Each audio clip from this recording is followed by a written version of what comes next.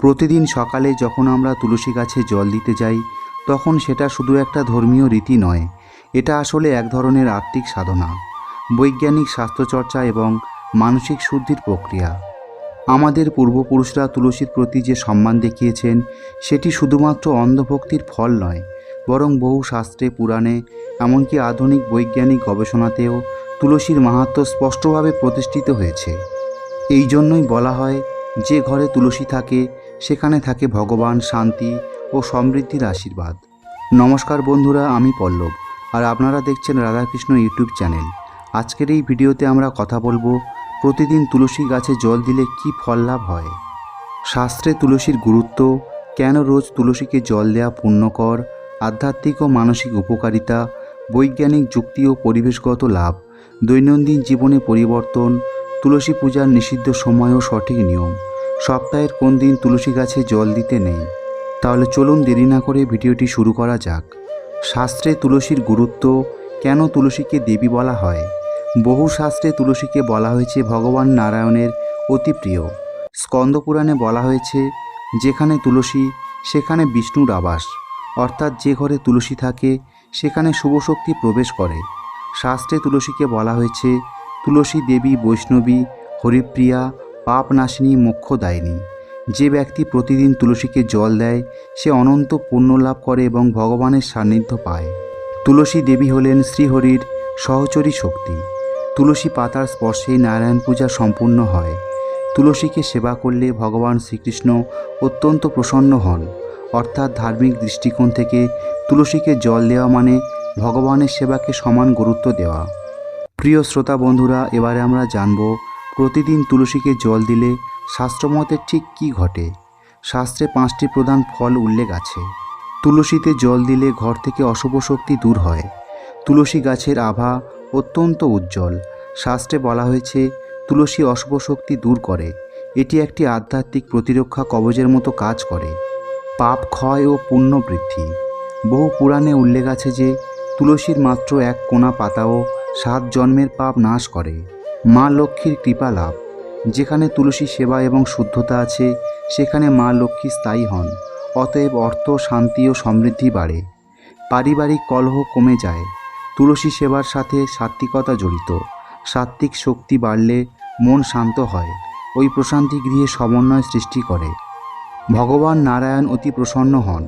শাস্ত্রে বলা আছে তুলসী সেবা ছাড়া নারায়ণ পূজা অসম্পূর্ণ। তাই প্রতিদিন জলদান মানে দৈনন্দিন পূজা অর্চনা সম্পূর্ণ হওয়া। বন্ধুরা, এবারে আমরা জানব আধ্যাত্মিক দৃষ্টিতে তুলসীতে জল দেওয়ার উপকারিতা। ভোরবেলায় তুলসীকে জল দেওয়া মানে কিছু সময় প্রকৃতির মাঝে থাকা। এতে মন প্রশান্ত হয়, দুশ্চিন্তা কমে যায়। তুলসী গাছের চারপাশের সুরভি বাতাস আর তার কম্পন মানুষের মনকে সাত্ত্বিক করে তোলে। একজন সাত্ত্বিক মানুষ সহজেই রাগ নিয়ন্ত্রণ করতে পারে, যুক্তিসঙ্গত সিদ্ধান্ত নিতে পারে, মনোযোগ স্থির রাখতে পারে এবং সম্পর্ককে মূল্য দিতে পারে। প্রতিদিনের ছোট এই কাজগুলি, যেমন জল দেওয়া, সন্ধ্যায় প্রদীপ জ্বালানো, এগুলোই আসলে ভক্তির ডিসিপ্লিন। এমন একটি অভ্যাস যা ক্রমে ভক্তিকে হৃদয়ে স্থায়ী করে। বিজ্ঞানের দৃষ্টিতে তুলসী গাছ আশ্চর্যজনক উদ্ভিদ। তুলসী গাছ বাতাস পরিশুদ্ধ করে।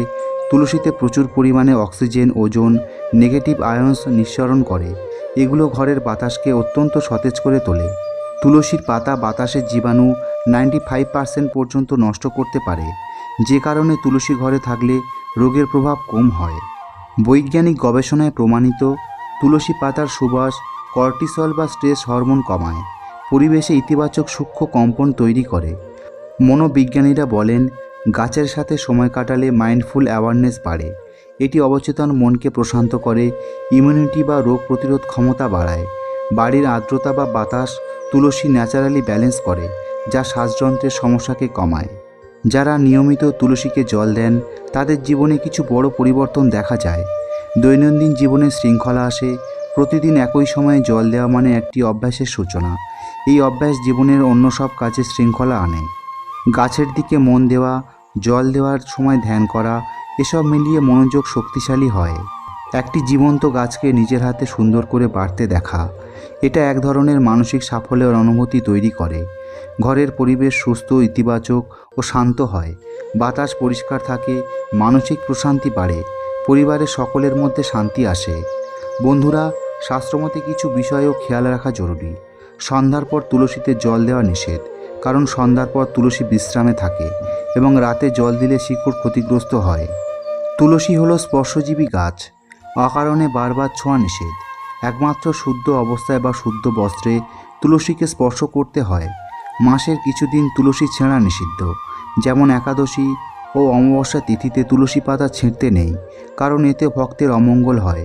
বিশেষত জুতো পরে বা অপবিত্র অবস্থায় তুলসীর কাছে যাওয়া একদমই উচিত নয়।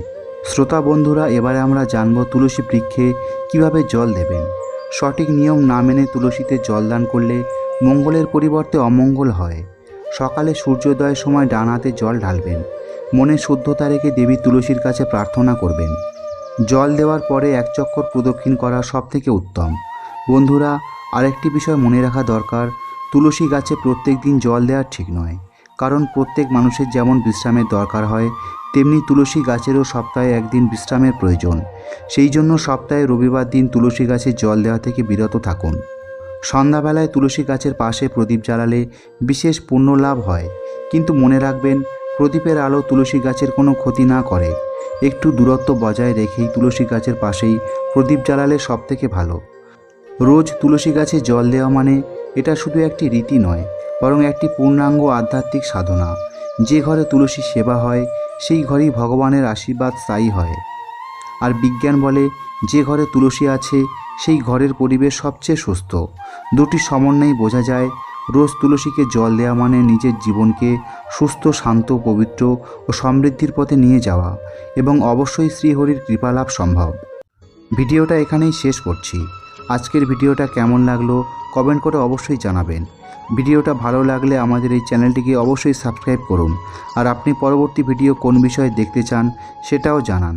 দেখা হবে পরের ভিডিওতে। ততদিন ভালো থাকবেন, সুস্থ থাকবেন। আর আমি ছিলাম পল্লব আপনাদের সাথে। আর তুলসী দেবীর আশীর্বাদে আপনার জীবন সুন্দর ও সার্থক হয়ে উঠুক। জয় তুলসী দেবী। রাধে রাধে।